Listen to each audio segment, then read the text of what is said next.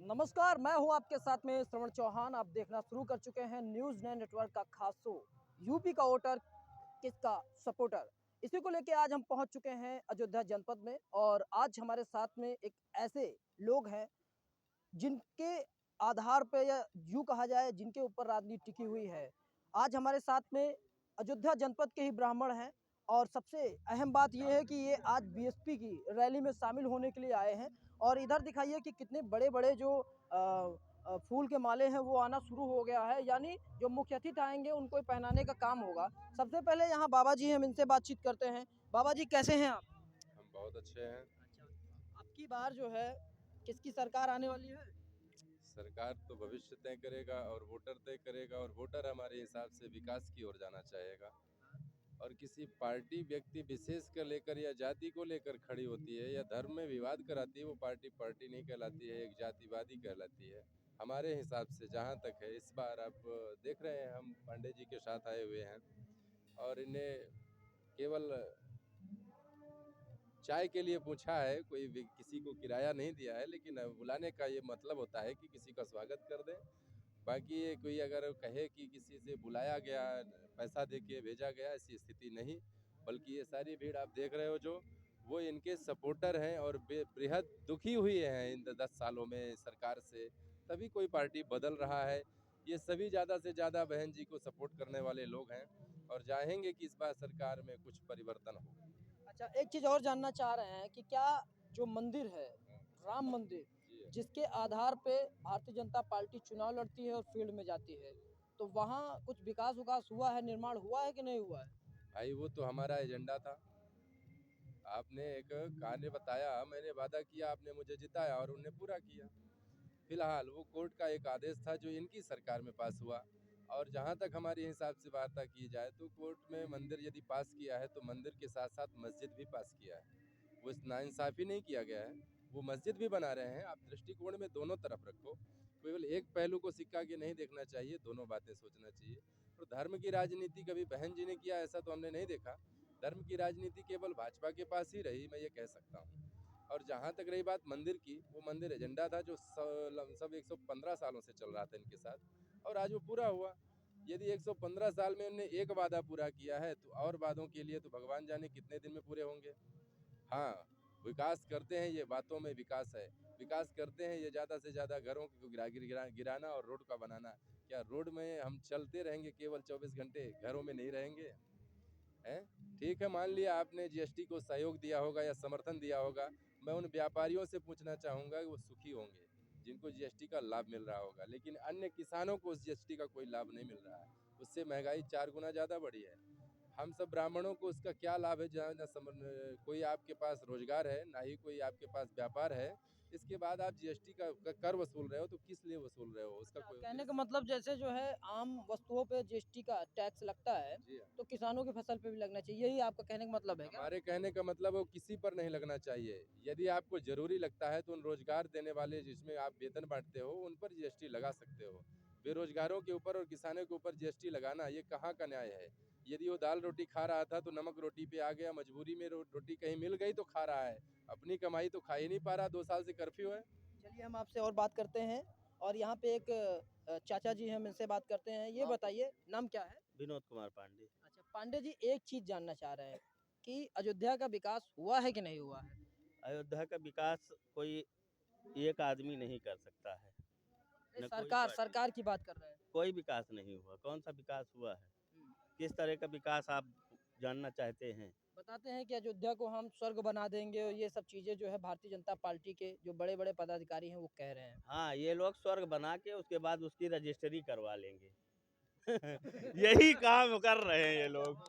ठीक है? हम ये जानते हैं, इनकी सरकार में इनकी सरकार में स्वर्ग तो बनेगी अयोध्या, लेकिन वो रजिस्ट्री संघ वाले, बीजेपी वाले यही लोग करवा पाएंगे। और किसानों के अधिकारी किसानों की जमीनों को लूटने का काम किया 5 साल में सिर्फ। वो चाहे आप अपनी नज़र घुमा के देख लीजिए, आप तो मीडिया के लोग हैं, आप कई जिलों में घूमते रहते हैं, किसी भी जिले में जाइए, आज सड़क के किनारे जो लोग अपना घर बनवाए थे, मकान बनवाए थे, उनको उनके मकान पर ये सरकार ने बुलडोजर चलाने का काम किया। और मुआवजे के नाम पर जब वो कार्यालय दफ्तर में जाते हैं तो उनको वहाँ से कहा जाता है कि वहाँ के डीएम और एसडीएम और जो भाजपा के नेता लोग आपका मुआवजा खा लिए हैं, हमने आपका मुआवजा दे रखा है। अब यहाँ कोई मुआवजा जाने वाला नहीं है, तो वो लोग क्या करेंगे? अब सड़क पे टेंट लगा के बैठेंगे क्या? उनका घर तो बनेगा नहीं अब। अच्छा, अयोध्या की जो सड़कें हैं अंदर की, वो बताया जाता है कि जो है चौड़ी की जा रही है लोगों का घर तोड़ के। हाँ, गांव गांव देहात के लोगों को रोड पर ला चुके हैं। गांव देहात के लोगों को रोड पे तो ला ही चुके हैं। अब थोड़ा बहुत जो व्यापारी वर्ग बचा है उनको भी रोड पर लाने का काम यही सरकार करेगी। कौन सरकार? यही बीजेपी सरकार। हाँ, अच्छा, कितने नंबर देंगे 10 में से? एको नंबर नहीं एक तो देंगे, दे दीजिए। एक भी नहीं देंगे। ठीक है। ये देखिए यहाँ माइनस में जा रहे हैं, एक युवा बता रहे हैं। चाचा बहुत अनुभवी हैं और काफी एजेड भी हैं, बहुत सी इन्होंने बरसातें देखी होगी। क्या भारतीय जनता पार्टी ब्राह्मणों का सम्मान करती है? ब्राह्मण का सम्मान भारतीय जनता पार्टी में कभी नहीं मिला। बहन मायावती के कार्य क्षेत्र में मिला। सब ब्राह्मणों को हमको सम्मान। और इनके जब से बीजेपी आई, अब अयोध्या के बारे में आप पूछ रहे हैं, व्यापारी का घर उजाड़ा जा रहा है, सब घर मकान गिर जाएंगे, उनको बेचारों को रहने के लिए कहाँ मिलेगी? क्या रोजगार करेंगे? क्या करके खाएंगे? रजिस्ट्री करवा ली है, सब बनवो करें, कहीं अलग दे रहे हैं, वो रजिस्ट्री करा ली है। ये बेचारी गरीब जनता कहाँ जाएगी अयोध्या की? और सब उजाड़े जाएंगे। सब जाति का घर टूट रहा है अयोध्या में। हम तो अयोध्या के तीर्थ पुरोहित हैं। अयोध्या के मेन शहर में टेढ़ी बाजार चौराहे के पास ही घर है। आधा घर से ज़्यादा जो है नंबर लगा दिए हैं लाइन नहीं के घर जा रहा है। आधा ज़्यादा घर जा रहा आपका है। घर जा रहा है? हाँ, अभी नहीं गया है मगर निशान लग गया है। मतलब जाएगा कन्फर्म? जाएगा कन्फर्म।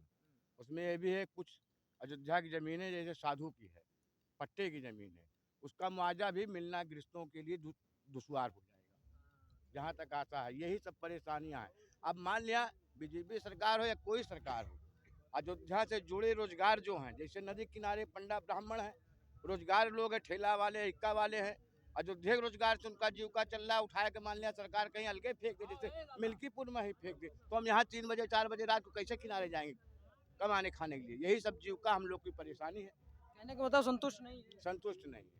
तो आप देख सकते हैं यहाँ पे जो ब्राह्मण हैं वो योगी सरकार और यूँ कहा जाए बीजेपी से संतुष्ट नहीं है। एक हमारे साथ में बीएसपी के लीडर हैं और अयोध्या जनपद में अच्छी इनकी छवि बनी हुई है और एक हुंकार पे हजारों लोग जो है सड़कों पे उतरने को तैयार रहते हैं। करुणाकर पांडे जी, क्या मुद्दा रहेगा अब की बार बसपा को लाने में? बसपा का मुद्दा है सुशासन, कानून व्यवस्था, बेरोजगारों को रोजगार, माताओं बहनों को जो उनके साथ अपमानजनक व्यवहार हो रहा है, उनके साथ बलात्कार हो रही है, लूट हो रही है, किसानों की जमीन को लूटा जा रहा है। अभी आपसे ब्राह्मण समाज के लोगों ने बताया कि किस तरीके से चंद व्यापारियों के लिए पूरे किसानों की जमीन को लूटा जा रहा है और माला माल। विकास केवल कागजों में दिख रहा है, विकास केवल कागजों में दिख रहा है। किसान कराह रहा है, उसकी जमीन जानवर चल ले रहे हैं, नौजवान के हाथ में काम नहीं, महंगाई अपनी चरम सीमा पर है। ब्राह्मण समाज की हत्या पूरे प्रदेश में सुनियोजित तरीके से, चाहे गुंडा हत्या कर दे और चाहे पुलिस के लोग हत्या कर दें। हमारी बहन बेटियां सुरक्षित नहीं है। खुशी दुबे का प्रकरण आपने देखा, इतना माननीय हमारे राष्ट्रीय महासचिव माननीय श्री सतीश चंद्र मिश्र जी ने पूरे प्रदेश में किस तरीके से हुंकार भरा, लेकिन आज तक उसको न्याय नहीं मिला। हाथरस में दलित की बेटी के साथ किस तरीके से अत्याचार हुआ, अभी तक उसको न्याय नहीं मिला। तो इसलिए आज इस मिल्कीपुर के ऐतिहासिक प्रांगण में, इस धरती पर आज अयोध्या के ब्राह्मण और विशेष करके मिल्कीपुर के पूरे अगल बगल के जिले के ब्राह्मण लोग आए हुए हैं। ब्राह्मण समाज की भारी भागीदारी इस कार्यक्रम में है और हम लोग इस सरकार को उखाड़ फेंकेंगे और 22 में माननीय श्री सतीश चंद्र मिश्र जी के नेतृत्व में प्रचंड बहुमत के साथ बहन मायावती की सरकार बनाएंगे। जय भीम, जय भारत। बहन कुमारी मायावती जिंदाबाद, माननीय श्री सतीश चंद्र मिश्रा जिंदाबाद। तो बिल्कुल आप यहाँ पे देख सकते हैं कि बीएसपी के जो लीडर हैं उन्होंने बहुत कुछ बताया है। एक चीज़ और हम जानना चाह रहे हैं। अच्छा, अरे आप बता दीजिए, बढ़िया रहेगा, मजा आएगा। अच्छा, चलिए ठीक है, हम यहाँ एक युवा है, उनसे बात करते, हो सकता है कोई प्रॉब्लम हो ना बोले। अच्छा, एक चीज़ बताइए, युवाओं का भविष्य किधर है? युवाओं का भविष्य जो है वो सिर्फ बसपा सरकार में है और कहीं नहीं है, क्योंकि विकास का जो मुद्दा था वो अभी बसपा सरकार जब भी अपने शासनकाल में 5-4 बार आई है वो सिर्फ विकास के मुद्दे को लेकर है। सुशासन व्यवस्था जो है प्रशासन की, वो एकदम व्यवस्थित है। चाहे वो अयोध्या का मामला रहा हो, चाहे विभिन्न क्षेत्रों, आप देखे भी होंगे कई जगह जितना भ्रष्टाचार इस शासन प्रशासन में हो रहा है उतना कहीं कहीं भी नहीं हुआ। युवाओं की सोच यही है कि बसपा सरकार अब की फिर से सरकार में आए। अच्छा, अखिलेश यादव कहते हैं कि युवा हमारे साथ है। जी, बिल्कुल नहीं है। अखिलेश यादव जी के साथ बिल्कुल युवा नहीं है। उनके शासनकाल में हम लोगों ने हाई स्कूल, इंटर की परीक्षाएँ दी हैं। इतनी ज़्यादा जो है नकल का मामला बहुत ज़्यादा आया है। आप भी नकल किए हैं इसका मतलब? जी, बिल्कुल किए हैं नकल, बिल्कुल किए हैं। उन्हीं के सरकार में मेरा हाई स्कूल हुआ था और ऐसे चीटिंग करवाई जा रही थी, बिल्कुल किए हैं।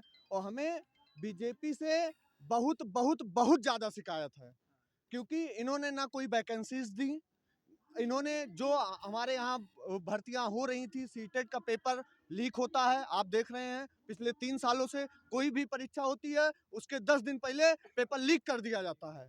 हम युवाओं को कोई रोजगार नहीं मिल रहा है इस सरकार में। अच्छा, एक चीज़ हम थोड़ा-सा वोटिंग करना चाह रहे हैं। जी। वैसे तो आप सभी लोग बीएसपी के सपोर्टर हैं, दिख ही रहा है।